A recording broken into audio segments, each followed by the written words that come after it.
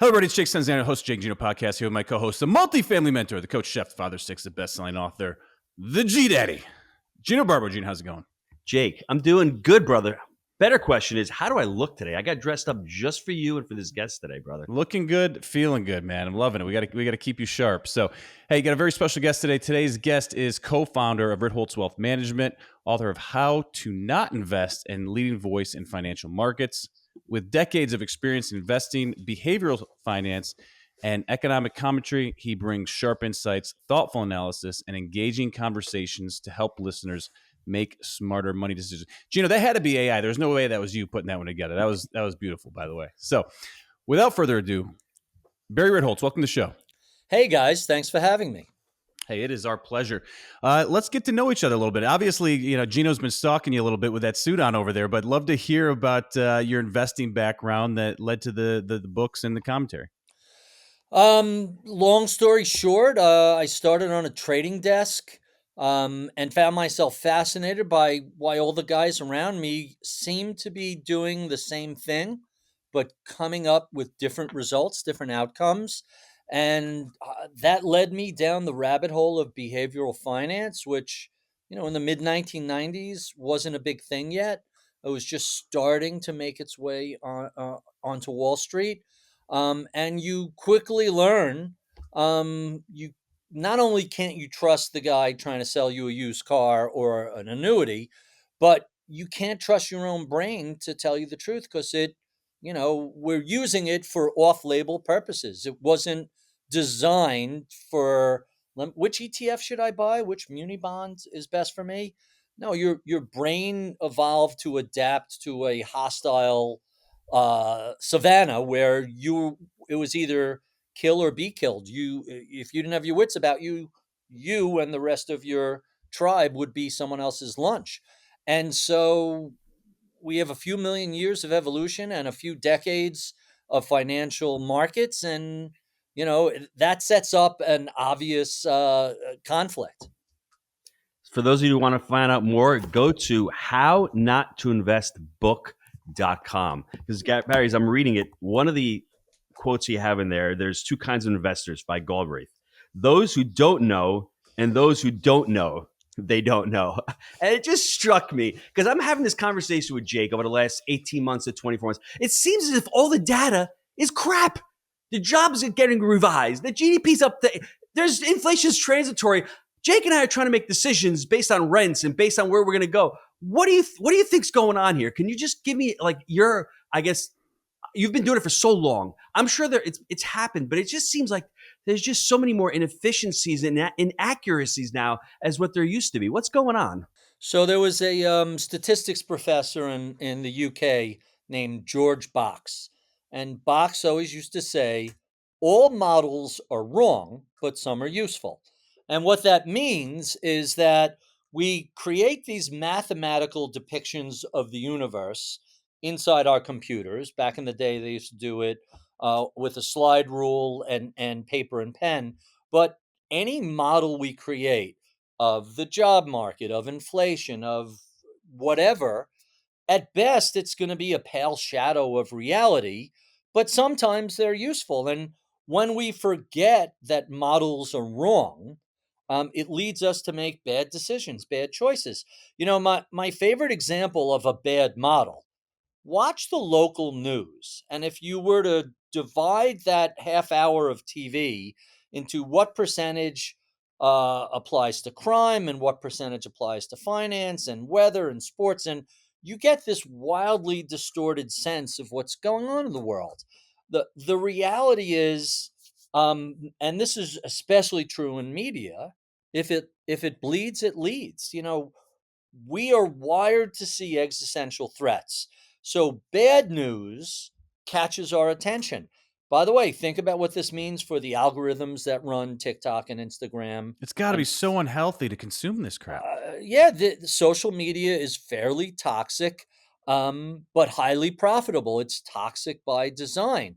If they were to come out and say, here's all the good news, crime is down, and look, it's getting cheaper to do this, and we live in a golden age of investment. You could trade for free. ETFs are practically free. You can access your account 24/7. It's not like waiting each year for the annual update. Think about what you could do at such a low cost today. And yet, that's not how we think about it. We think about the negative. My colleague Morgan Housel, who wrote the introduction to my book, wrote, when the Wright brothers flew a plane, it wasn't a heavier than air powered aircraft for the first time. Think about the impact that's had on humans. That wasn't reported in a newspaper for like 12 years.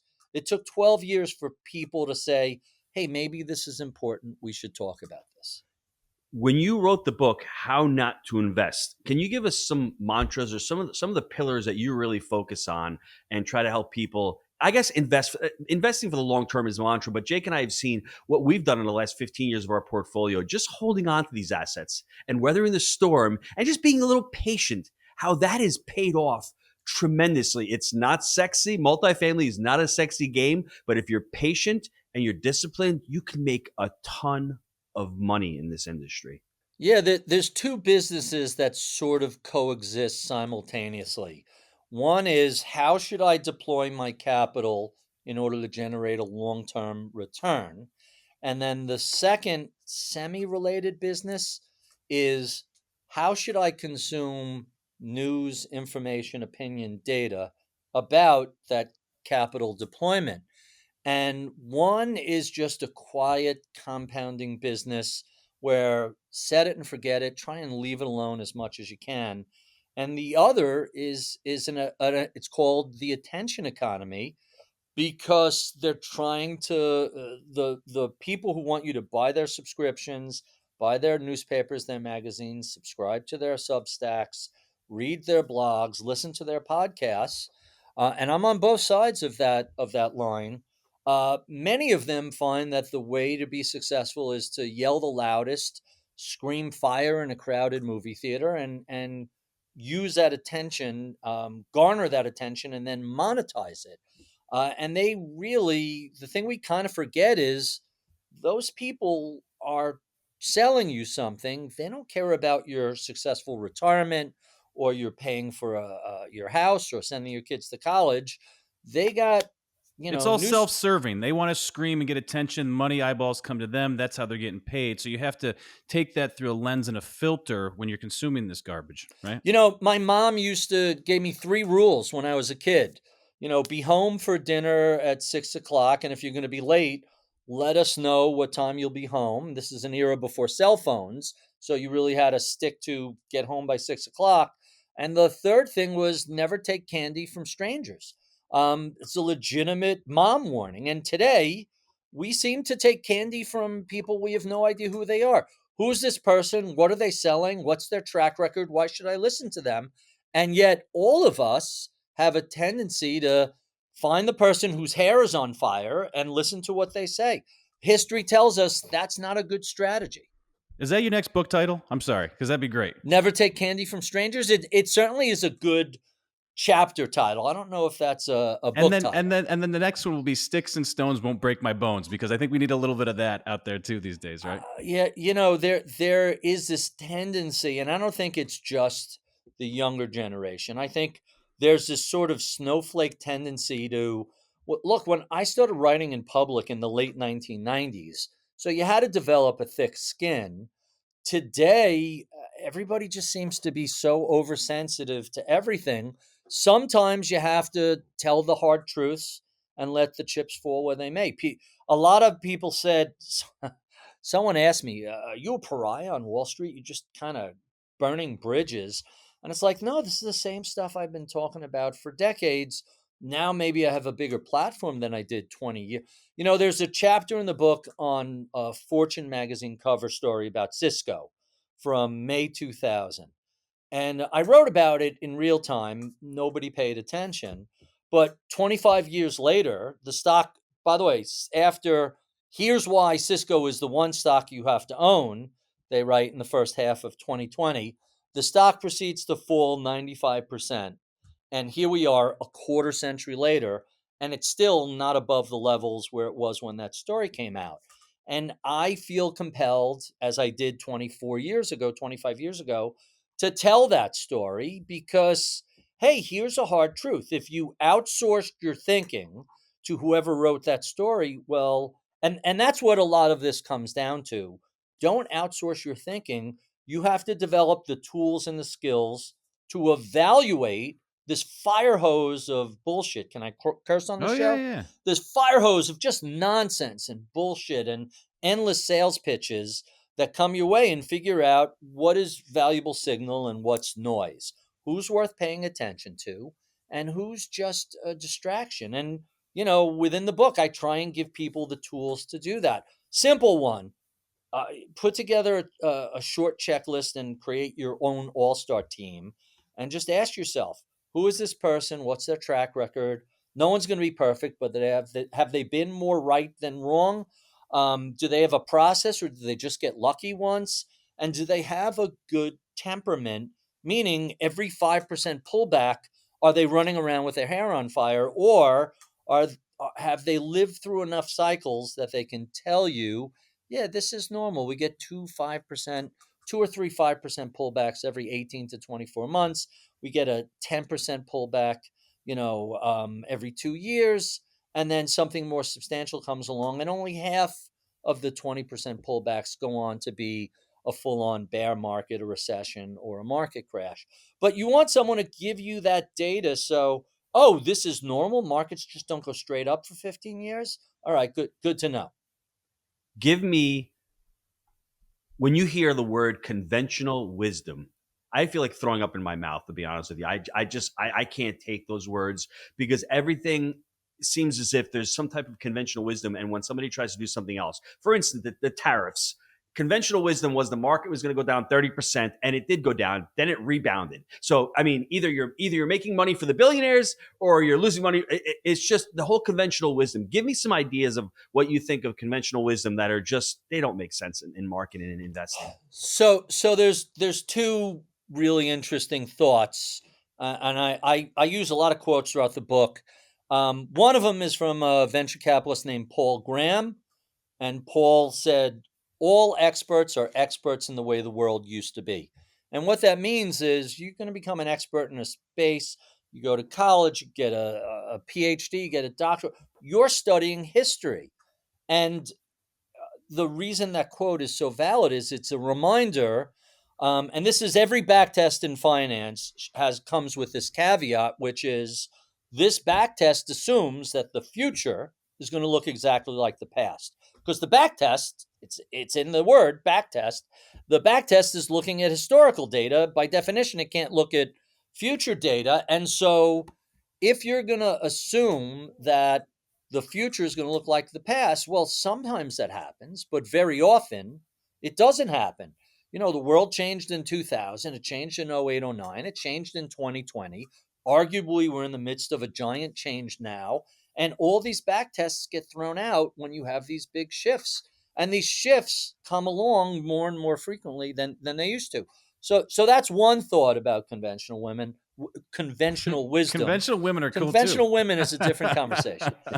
The other quote, and I kind of start the book with this, is from William Goldman, who was a very famed script writer and novelist.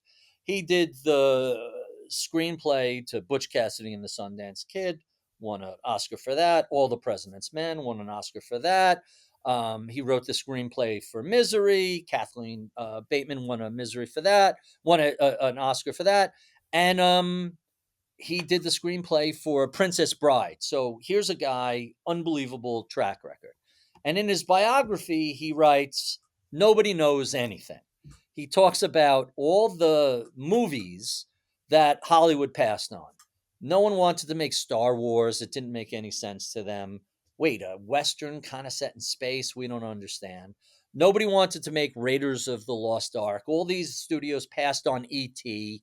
Time and time again. In another chapter, I show the whole John Wick franchise. Here you have arguably the hottest action star at the time, Keanu Reeves, fresh off of Speed and The Matrix, couldn't get these movies made. And it just goes to show you, the supposed experts in Hollywood, the studio executives, the producers, everybody who can green light a film, they have no idea what the audience is going to want to see 5 years from now. Because if we approve a movie today, it'll take 5 years to get written, rewritten, cast, shot, edited, and released. So you're essentially making a guess about what audience tastes are in 5 years. And it turns out it's not just the studio execs that doesn't know anything, but it's music, it's television, and of course it's markets and the economy. Everybody in finance is very cocksure and somewhat arrogant in kind of telling people, "Oh, I know how this works out. Here's what's going to happen." When history tells us we would be better served by being a little more humble, having a little more humility, admitting all the things we don't know, and then trying to create a portfolio that's robust enough to withstand anything the world throws at it, as opposed to guessing. And that's a binary outcome. Either you're right or wrong. And by the way, history teaches us that most of the people who guess about the market, the economy, different individual stocks or funds, most of them over time tend to be wrong. So would you consider that to be that wealthy mindset? Because you do, manage money for wealthy individuals. Give me some other ideas or some other examples or some other tools that the wealthy use to manage their portfolio and their wealth, as opposed to somebody who's, I guess, more of a middle class mindset, more of a, Jake would like to say, blue collar mindset. So we have no minimum. So we have all these different tiers of wealth management. From someone wants us to manage money for $5,000, we're happy to take that. We have a low cost program for that, and straight up to billionaires. And part of the what differentiates the wealthy financial plans from, I grew up a really middle class kid, is the long term estate planning, the tax management, and all of the software tools you can use today that didn't exist or existed expensively, laboriously, years and years ago. So in the book, I talk about direct indexing and direct indexing. So a core of the book is, hey, for the average person, the core of your portfolio should be a low cost, diversified passive index. You can hang other ornaments on that tree, but that's the core holding of where you should start. If you're a wealthy person with a lot of and you're managing around a lot of capital gains, meaning you're a founder and you have IPO stock. You've inherited a lot of low cost basis equity. You've sold your business. There's been some liquidity event, and you're dealing with all these capital gains. One way to offset that is to replace a broad index with a direct index that allows more tax loss harvesting to take place.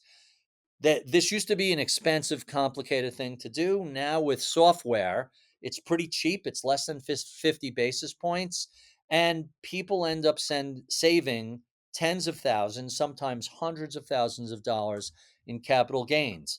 We see it with a lot of concentrated portfolio. Someone will say, "Hey, I had a reasonable sized portfolio, and now what used to be 10% of my portfolio, 10% of my $3 million portfolio is now 90% of my $12 million portfolio. I have all of this fill in the blank: Apple, Amazon, Google, Nvidia, and it's just run up so much it's taken over my portfolio. I want to get out, but I don't want to incur giant capital gains taxes." So direct indexing is simply a software tool that can be deployed to reduce your tax exposure. There are other ETFs that operate similarly. You guys are in real estate, so you're familiar with, I'm going to get this wrong, the 1031 exchanges. Am I remembering? All right, so I got the number right. There are ETFs now for equity that operate like a 1031 exchange operates for real estate. And all of these things I'm talking about used to only be available for the very wealthy at very high cost. One of the great things about living in what really is a golden age for investors are all these technologies and tools and products that were not available for anyone other than the top. I don't even want to say top 10%. The top 2% of investors are now available for whoever it makes sense to. And I want to say that's probably the closer to the top 25, 35, 40% of investors. It hasn't quite working its way all the way down. You need a sufficient number of capital gains to make the complexity and the cost worth it. But there's just all these tools exist to do things that were unthinkable 30 years ago. How is AI going to be affecting the wealth management space? And as far as estate planning, as far as CPAs, as far as what you do, is it going to, what's the word? It's never going to replace you and what you do, but how is it going to enhance what you do? And what do you see the uses of it in your space? So the line I really like is you're not going to lose your job to AI. You're going to lose your job to someone who's good at deploying AI to help their own work product. And we very much embrace that. So in the old days, you would have a conference call now we do a video chat. We've been doing them since 2013. But post pandemic, everybody's doing a video chat. And you could just click a button on your Zoom or your Google Meet and AI will take notes so you can actually pay attention. And then you could take those notes and cut and paste it into whatever your CRM program is, your customer relationship management. We happen to use Salesforce. There are dozens and dozens of these. And the way AI will work will not only will it give you a summary of the conversation. In the old days, you would literally be taking notes or you would have an assistant taking notes, but it'll give you the action items. And if you allow it, it will set the calendar reminders. Hey, we spoke to Fred about his estate planning and he needs to amend his will to bring in, the grandson that was just born. He wants to do that when they get back from vacation. Reach out to him in December. Like all these things were manual in the old days. It should just make you more productive, more efficient, more streamlined, and we're going to see this across every industry. I don't know if you're familiar with Joe Davis, the chief economist at the Vanguard Group. He wrote a book in 2019 and did a subsequent research paper on the impact of technology on markets and the economy. And he went back over a century of data. And it turns out that every tech revolution takes place in two phases. The first phase is the boom within that technology group. So obviously we all know Nvidia and the other big hyperscaler names with AI, but think back to the original um, .com phenomena, right? Because we've seen enough time to pass that we can see if Joe is right. So originally it was Global Crossing and Yahoo and Pets.com and Metro Media Fiber as the first wave. Juniper Networks, I could throw 100 names at you that are all shadows of what they were back then. But so there were a handful of winners and a ton of losers. But think about what we used to call an internet company in the 1990s. Today, every company is an internet company.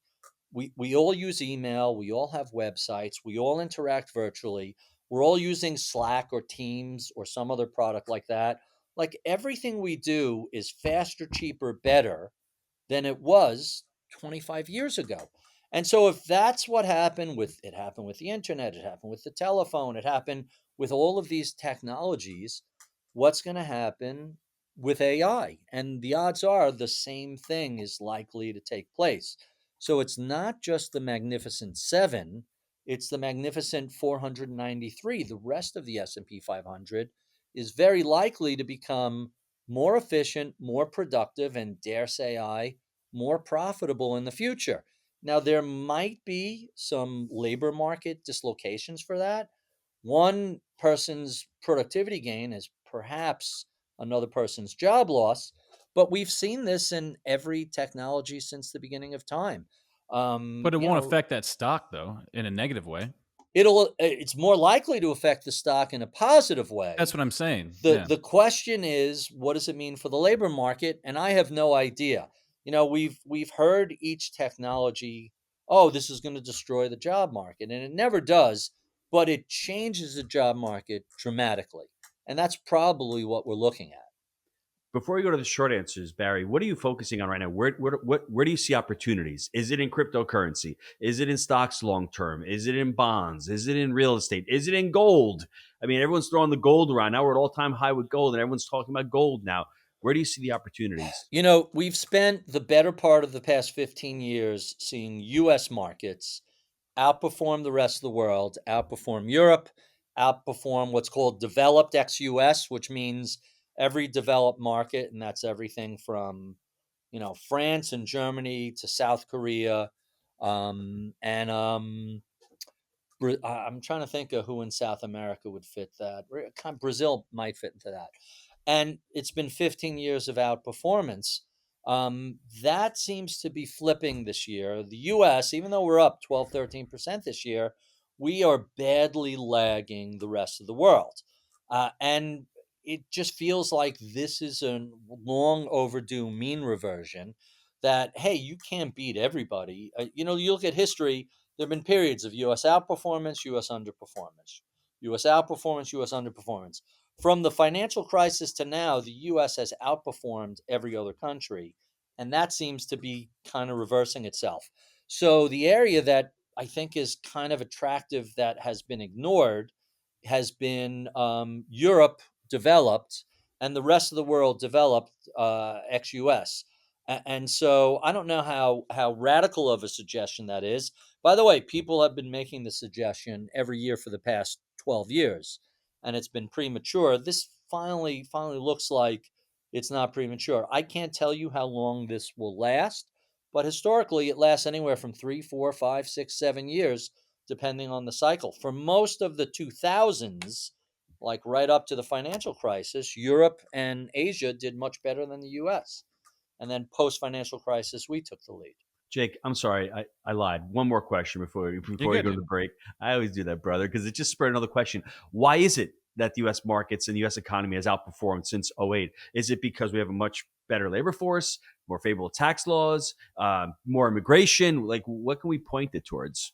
It's never, I should say, it's rarely one things. It's always a confluence of things. Yes. Following the financial crisis, we had a very robust response. We had all these credit facilities to unfreeze the market.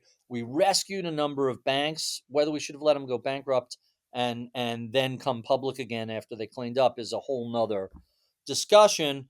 And we had the Fed with a massive monetary stimulus. By the way, the same thing happened following COVID. We had a massive fiscal response. The rest of the world was a little tepid in their response.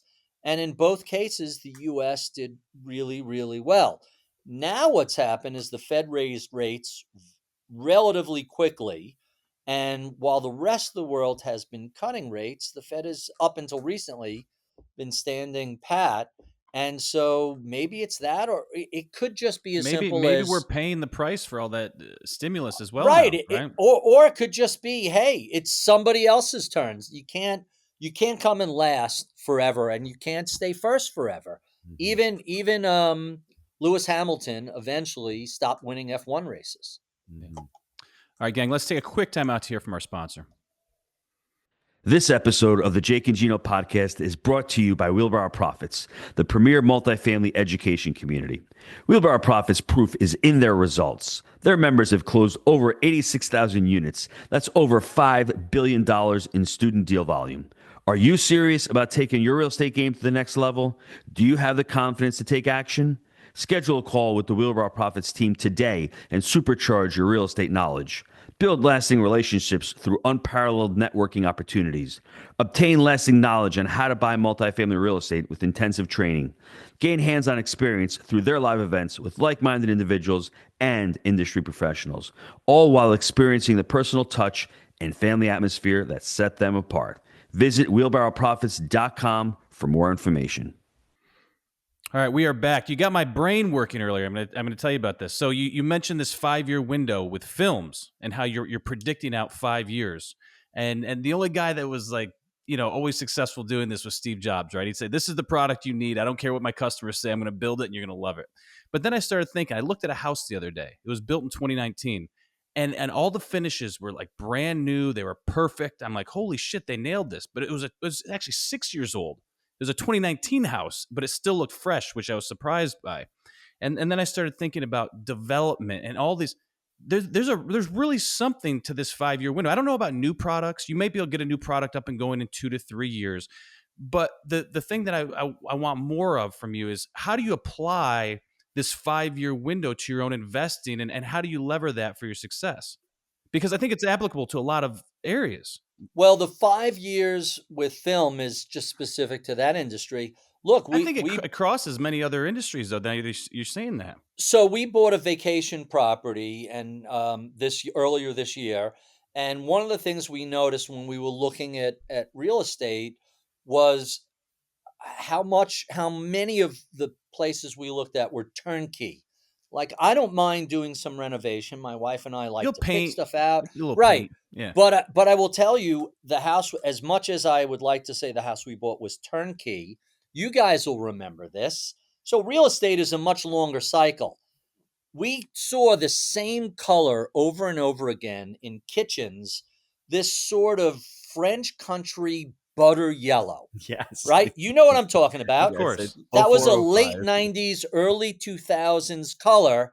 And god damn, it just looked so dated. Even though the That was rest in of all the our apartments back in 2010. It had like a 2-year run left to it. It so lasted so forever. what was it, I don't 10, even remember the 15 color. We years? called it beige, but yeah. Butter yellow. And so the first thing we did was, said to the contractor, all right, this butcher block countertop, we're going to replace that Full with of germs. Gotta get rid of it. Made granite, right? And the butter yellow with the wood knob, like nice cabinets with dumb wooden knobs. Paint everything white. And we're gonna go brass. Our house at home, it's all chrome. We wanted something a little more beachy, a little more laid back, and so just a fresh coat of paint completely changed the vibe in the house. Same thing with the floors. Sand them down like a gray pickled stain. It looks very beachy, very contemporary. So with real estate, you got to, maybe it's a 10 or a 15-year cycle. With finance, we like to tell people you need to think in terms of 10-year, decade long cycles. When we look at people who pick stocks, active fund managers, hey, in any given year, fewer than half of them beat their index. So let's call it half. If you go to 5 years out, 80% of them fail to beat their benchmark. And you go to 10 years, it's 90% and up fail to beat their benchmark. You're better off over that time period with a simple index. And so, one of the things you have to learn is humans exist in the here and now. We live in the moment, right? When we talk about the past, it's mostly tinted with the rosy glow of nostalgia. When we're thinking about the future, it's a lot of wishful thinking and I hope, I think, I feel, but not really factually driven. The data is, if you're looking out 10 years, the odds are do this, this, and this. That's what puts the odds strongest on your side. And so we try not to think in terms of 1, 3, or 5 years, but instead focus on 10 years because there's enough data. You can look at all these rolling 10-year periods and come up with a rough correlation. By the way, as an exercise, we looked at rolling 15-year periods, and it turns out the rolling 15-year period that just ended last year was the third best in history at about 14, 15% a year. The two before that, the one that ended in 99 was about 15, 16%. And the one that ended in 57, the 15 years following 58 that followed World War II, was like 17, 18% a year. And so we just don't appreciate how good we've had it over the past 15 years. My takeaway from that is we should lower our expectations where we've just come off back to back plus 25% years. Hey, a 12, 13, 15% year this year is phenomenal on top of those two back to back lessons. By the way, we went back and looked at the data. How often you get a back to back plus 25? Very rare. In fact, so rare that in order to get a decent data set, we had to use back to back plus 20. And, the odds are that you're likely to be positive, but not guaranteed. And you're likely to be positive, but at a much lower level. So don't expect a third year at plus 25%. We said that in January, and I said, I'll be thrilled if we end up with high single digits. Here we are, low double digits. Hey, this is a big win for the year. I'm thrilled with it, especially considering the tariff tantrum that the market had. And what's the football expression? 3 yards in a cloud of dust. It's just so much noise, so much distraction, and modest forward progress. Jake, I thought you were going to throw another football analogy. I saw you perk up there. You got a little excited there. Well, A little too excited. I'm with the trying to football let him analogy. talk, all right? I'm not trying to steamroll here, you know. So I don't want to speak for Gino, but we're very siloed because we're in real estate, and I think the thing for us is that, to your point, the last 15 years is absolutely phenomenal. We started to see 23, we started to feel it in different ways. 24 was still very positive. The first 6 months of this year were extremely positive, and now we're starting to feel the pain a little bit, where the vacancy's creeping up, and we don't like it. But again, we're very siloed. So where are we in the greater economy? Because I was saying in 23, it's starting to feel like a pullback. Maybe markets didn't express that as much, but in the general day-to-day economy, it didn't seem like things were nearly as aggressive. And I think it's just been falling since then. What is your take? So I look at 3 probabilities that could happen, right? And you could really slice this into 100 probabilities, but let's just keep it broad.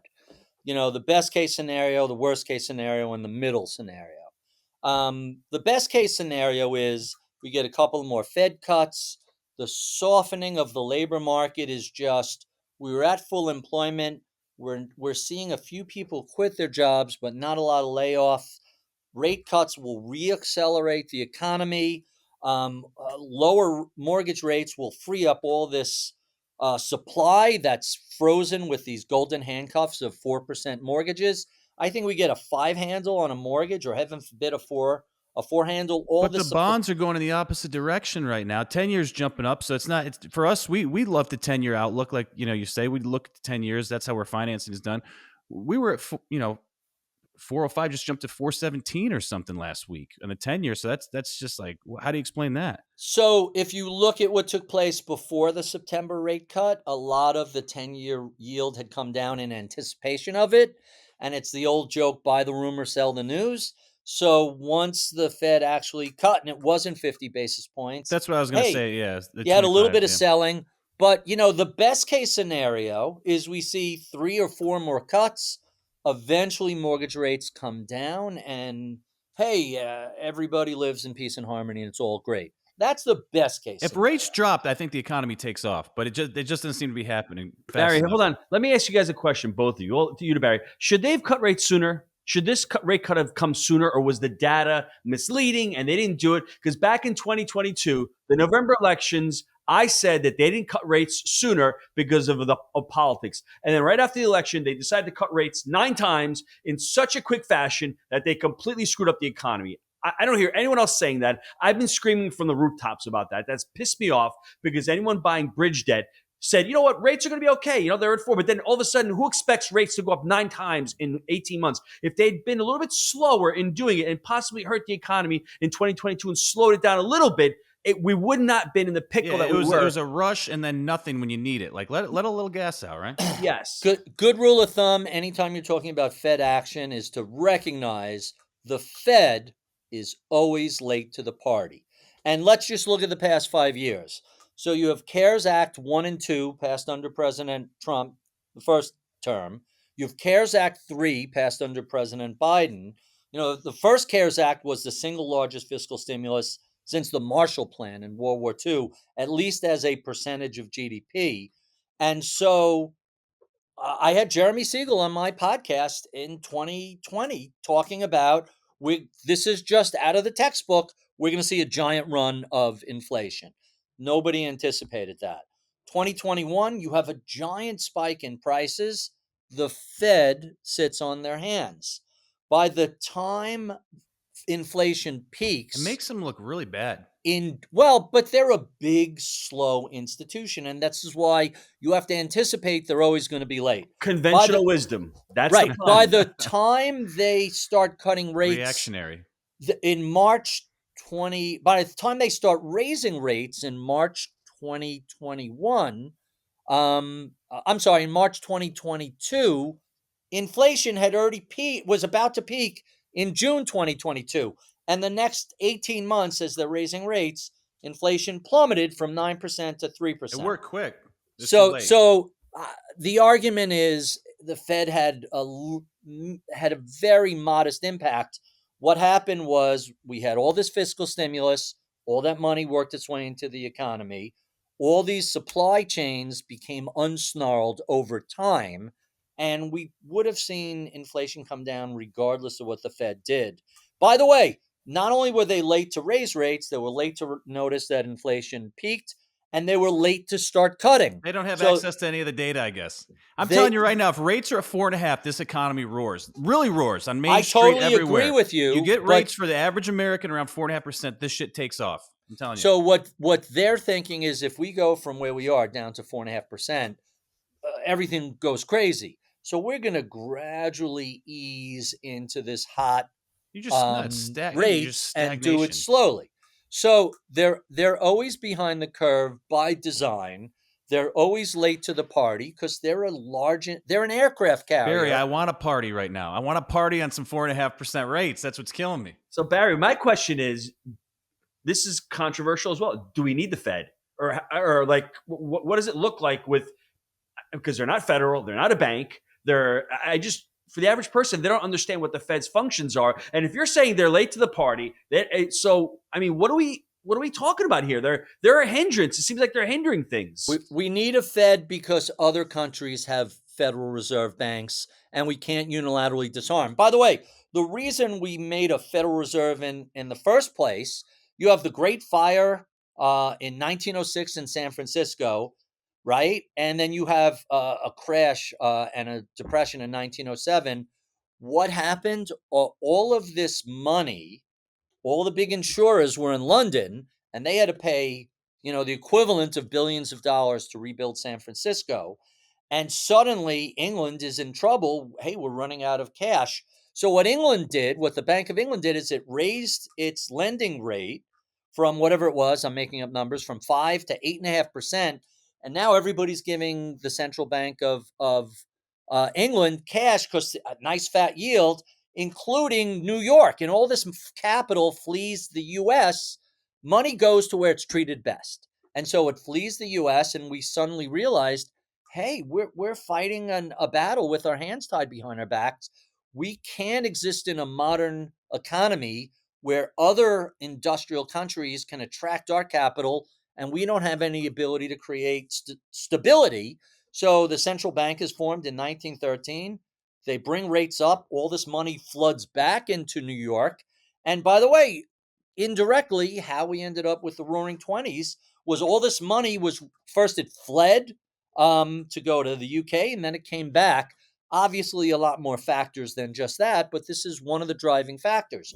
So, given the fact that we know the Federal Reserve tends to be slow in August and behind the curve, the best case scenario is they cut rates rapidly and we see the economy take off. The other side of the forecasting probabilities is they're way too slow. The labor market that's slowing gets worse. This is going to be 2025 could be the first year in 250 years that the U.S. population actually goes down. We have very little legal immigration coming into the country.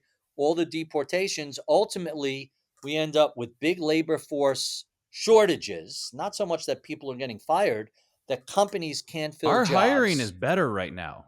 Just for what it's worth. We have small company, a little less than 100 employees, but we're actually able to hire much better now than we were 2 years ago. Right. By far. It's That's hard. right. And this is, I'll tell you, it's just funny correlation. Whenever it's easy to rent units, it's hard to hire team members. And then it goes the opposite. That's telling you something about the economy. So the worst case scenario is we fall into a recession. The Fed cuts rates too late to stop the recession, and then the next cycle starts, but it's a year or two down the road. What I think is most likely to happen is the middle scenario. So the economy doesn't drop into a recession, but it goes from a 3-4% GDP to like a 1.5-2%. We decelerate a little bit. You could do fine in that environment. The labor market softens, but you don't see big layoffs. GDP softens, but it never goes negative. And again, the Fed cuts rates, but relatively slowly. We avoid a recession, the classic soft landing scenario, and then we begin to accelerate out of that. So maybe you have 2, 3, 4 quarters of softish but not negative economy, and then the economy takes off again in response to Fed cuts. You don't want the Fed slashing 150 basis points because then it's just a toga party and it goes crazy. But on the other hand, it does feel to me like they're a little behind the curve. Oh, and by the way, we still have some residual inflation and tariffs are inflationary. By the way, in the best case scenario, the Supreme Court says, hey, President Trump, in 2018, you went to Congress and asked for permission to put in tariffs, and they said no. What makes you Yeah, think where's you this could do it? going?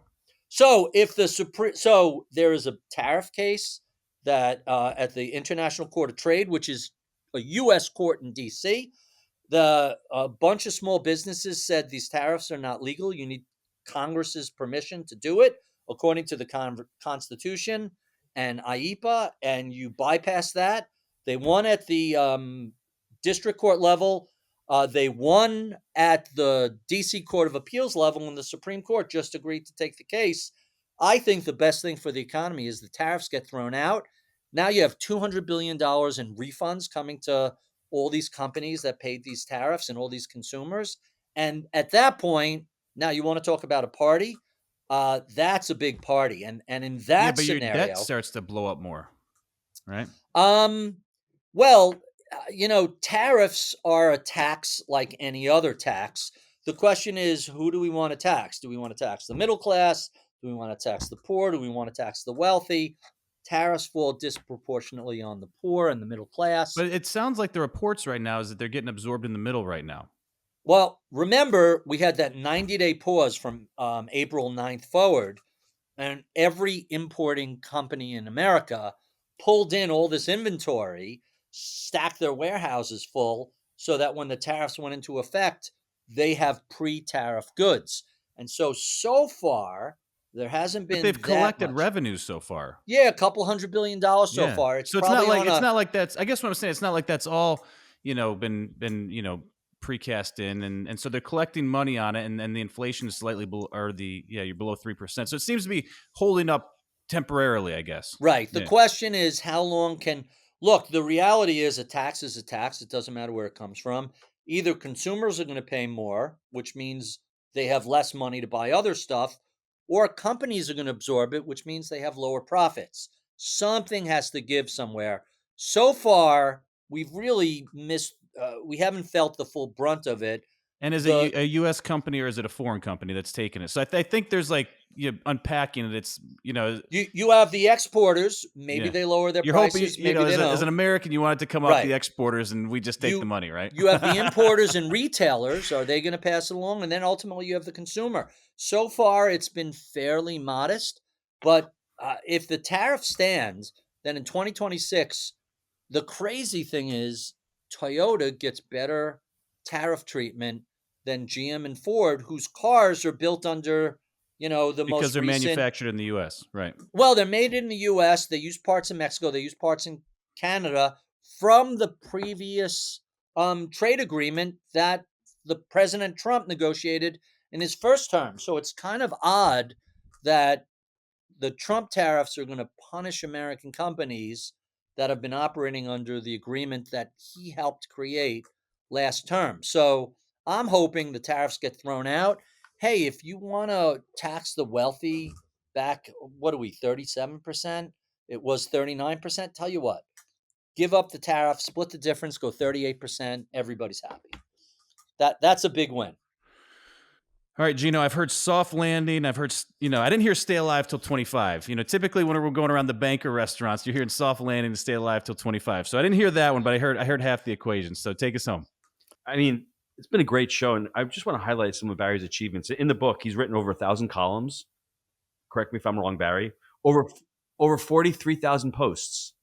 So this is not a gentleman who just woke up yesterday and just started spewing financial advice. That's what I love about it. I mean, the book is phenomenal. Jake, I mean, I know you got to audible it because it's like 400 pages long, and I don't know if you could get through 400 It's really misleading when you look at it that way because there's so much white space. I had to argue with the publisher. They wanted to start each chapter right in the middle of the page, and I made them start at the top of the page because if you start in the middle of the page, it'd be 1,000 pages long. It would look It'd be like the just Bible. because Yes. there's so many. It's a page and a half, 2 pages each chapter. So a lot of dead space, a lot of filler.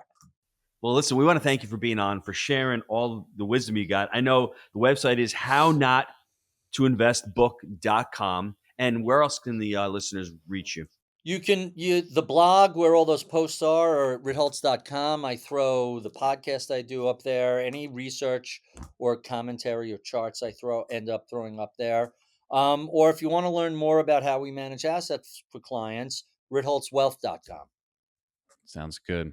Gang, as always, we believe in buying deals for the long term. Think in decades. I'm Jake. He is the G Daddy. We make it happen. We'll see you next time.